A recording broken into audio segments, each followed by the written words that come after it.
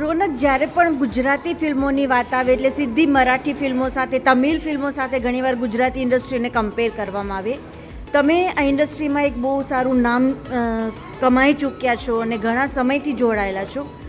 તમે કઈ રીતે સ્કેલ કરો છો ગુજરાતી ફિલ્મ ઇન્ડસ્ટ્રીને? મેમ, હું તો બહુ એકચ્યુઅલી આ વસ્તુને પોઝિટિવલી લઉં છું કે જ્યારે આપણી ઇન્ડસ્ટ્રી એવા સ્તરે પહોંચી છે માત્ર 10થી 15 વર્ષમાં, જ્યાં આપણી સરખામણી એવી ઇન્ડસ્ટ્રીઓ સાથે થાય છે જે ઓલરેડી 50, 60, 70 વર્ષથી એસ્ટાબ્લિશ થયેલી છે.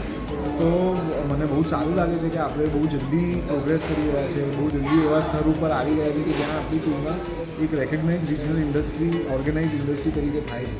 So I am very proud of that. Gujarati ફિલ્મો પણ ઘણા એક્સપેરિમેન્ટ્સ કરી રહી છે સ્ટોરીઝ સાથે, ડિરેક્શન સાથે, અને સારામાં સારું આપવાનો પ્રયત્ન કરી રહ્યા છીએ. પણ ઓડિયન્સ જે રીતે ખેંચાઈને આવવી જોઈએ એ રીતે આવી નથી રહી. તમને આની પાછળના કયા કારણો જવાબદાર લાગે છે? મેમ, એક તો હજી આઈ થિંક આપણી ઇન્ડસ્ટ્રીને હજી આપણે એ રસ્તા ઉપર છે કે જ્યાં આપણે હજી વધારે ઓર્ગેનાઇઝ થઈ શકીએ.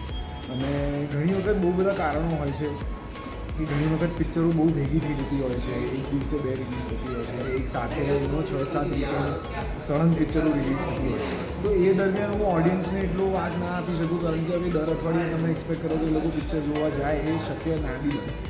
પણ ઓવરઓલ મને ઓડિયન્સીસના રિસ્પોન્સમાં વધારો દેખાયો છે છેલ્લા 5 વર્ષમાં.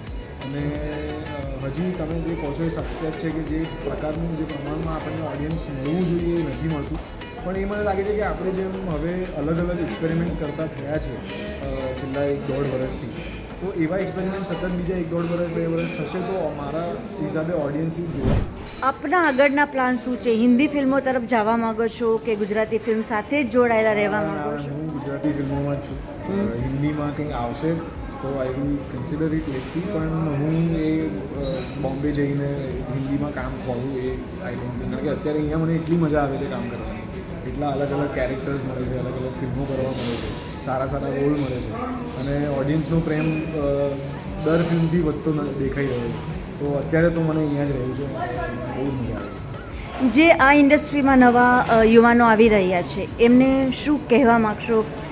આ ફિલ્ડ એવું છે કે જે તમારી પાસે બહુ પેશન્સ માગશે, બહુ પરિશ્રમ માગશે, બહુ જ ધીરજ માગશે.